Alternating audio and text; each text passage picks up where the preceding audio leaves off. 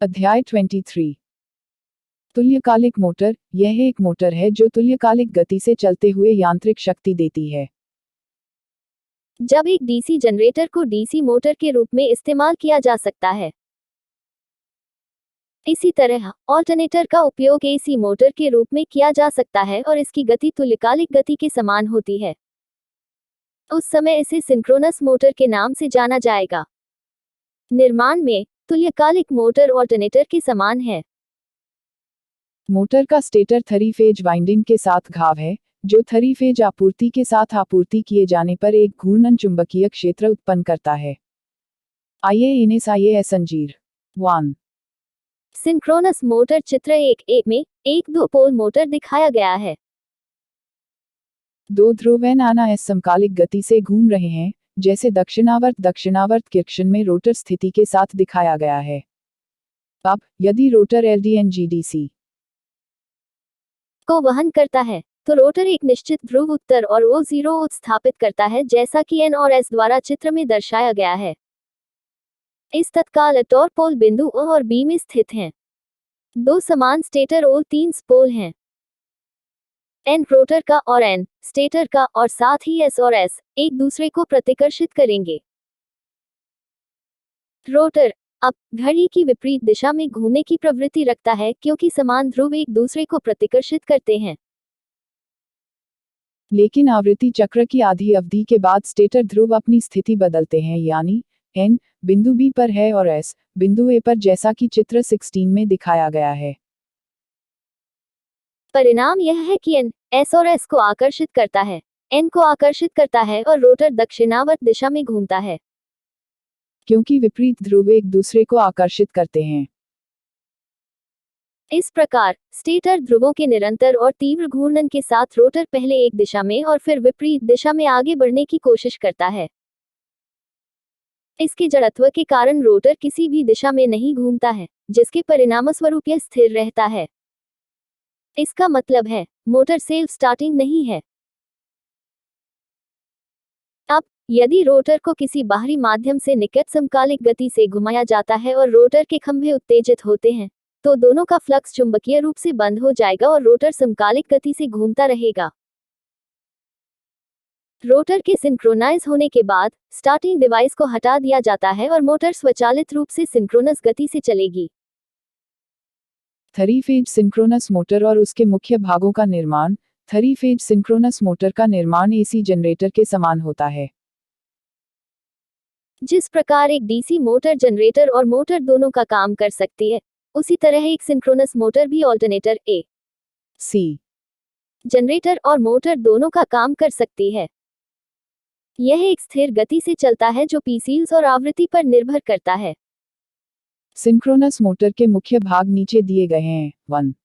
Stator 2. Rotor 3. Prime mover 4. Exciter. Synchronous motor को शुरू करने के विभिन्न तरीके। Synchronous motor self starting motor नहीं है। तो इस तरह की मोटर को शुरू करने के विभिन्न तरीके हैं। 1. पोनी मोटर के माध्यम से सिंक्रोनस मोटर के शाफ्ट के अंत में एक इंडक्शन मोटर जुड़ी होती है। इस इंडक्शन मोटर में सिंक्रोनस मोटर की तुलना में एक जोड़ी पोल कम होता है, जिसे पोनी मोटर कहा जाता है, के रूप में नहीं। ध्रुवों की संख्या कम होती है। इसकी गति तुल्यकालिक मोटर की गति से अधिक होती है। जब सिंक्रोनस मोटर की गति लगभग सिंक्रोनस गति तक पहुंच जाती है, तो डीसी आपूर्ति चालू हो जाती है, ताकि चुंबकीय लॉकिंग के कारण मोटर तुल्यकालिक गति से चलती रहे। उस समय पोनी मोटर बंद रहती है। 2. डीसी मोटर के माध्यम से। इस विधि में डीसी कंपाउंड मोटर के माध्यम से सिंक्रोनस मोटर को चालू किया जाता है। इस स्तर पर मोटर एक ऑल्टरनेटर की तरह काम करता है और इसकी वोल्टेज आपूर्ति लाइन के साथ चालू होती है। मोटर और ऑल्टरनेटर का वोल्टेज समान होना चाहिए।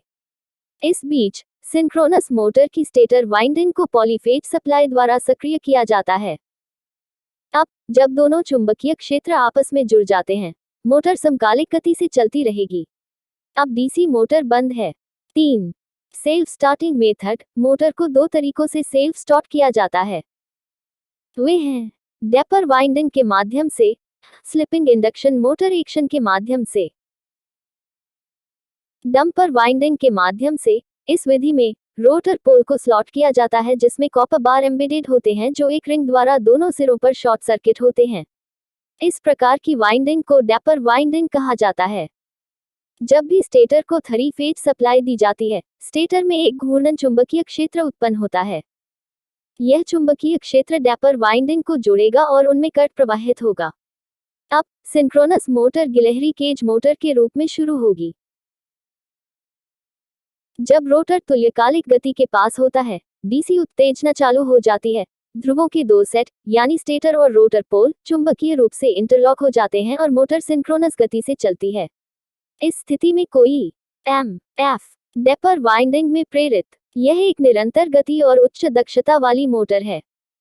इन स्लिपिंग इंडक्शन मोटर के माध्यम से मोटर को स्लिपरिंग इंडक्शन मोटर का उपयोग करके शुरू किया जाता है। शुरुआत में रोटर वाइंडिंग में स्लिपरिंग के माध्यम से एक रियोस्टेट जुड़ा होता है, जैसा कि घाव इंडक्शन मोटर को शुरू करते समय किया जाता है। जब पूर्ण प्रतिरोध समाप्त हो जाता है, तो मोटर लगभग समकालिक गति से चल रहा होता है।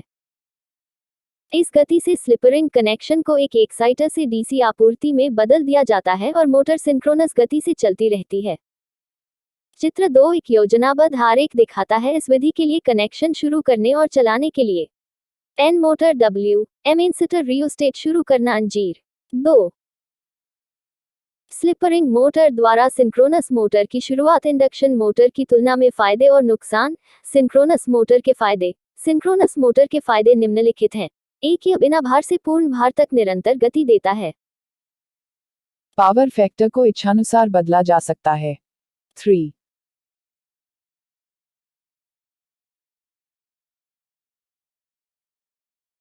मोटर को ऑल्टरनेटर के रूप में इस्तेमाल किया जा सकता है। सिंक्रोनस मोटर के नुकसान। सिंक्रोनस मोटर के निम्नलिखित नुकसान हैं। 1 उत्तेजना के लिए डीसी की आवश्यकता होती है। 2 स्टार्टिंग टॉर्क 0 है, इसलिए यह लोड 3 के तहत शुरू नहीं हो सकता है। इसमें शिकार दोष है। 4 इसका उपयोग परिवर्तनशील गति के लिए नहीं किया जा सकता है। 5 यह महंगा है। सिंक्रोनस मोटर में शिकार या फेज स्विंगिंग। शिकार। सिंक्रोनस मोटर पर लोड का अचानक परिवर्तन कभी कभी दोलनों को स्थापित करता है जो सामान्य रोटेशन पर सुपरइम्पोज करते हैं, जिससे बहुत कम आवृत्ति की गति में आवधिक भिन्नता होती है। इस प्रभाव को शिकार या चरण स्विंग के रूप में जाना जाता है। Salient field poles, shaft squirrel winding slip rings अंजीर। 3 सिंक्रोनस मोटर। हम जानते हैं कि जब एक सिंक्रोनस मोटर लोड की जाती है, तो रोटर निश्चित कोण से चरण में वापस गिर जाता है। यदि लोड उत्तरोत्तर बढ़ता है, तो यह कोण भी बढ़ जाता है ताकि बढ़े हुए भार का मुकाबला करने के लिए अधिक टॉर्क उत्पन्न करते हैं।